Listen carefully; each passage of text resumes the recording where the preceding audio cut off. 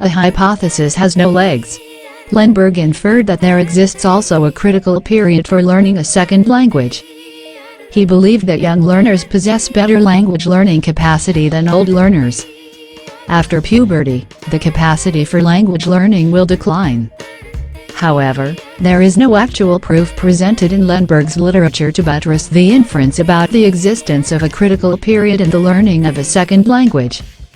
In his study, the subjects of the experiment were monolingual. So for the CPH for language learning, presented by Lemberg, the scope of application should be limited to the learning of the first language. In fact, the development of such a hypothesis into a theory for second language learning seems to show a lack of circumspect consideration. After various citations by other researchers, for example under the emphasis of the concept of universal grammar by Chomsky, the CPH has been further discussed toward the phenomenon of second language acquisition. Besides, Scoville used this hypothesis to explain the mechanism of SLA. So far Lemberg's paper has been regarded as an important reference for the critical period for the second language. There are a few scholars who hold the same opinion.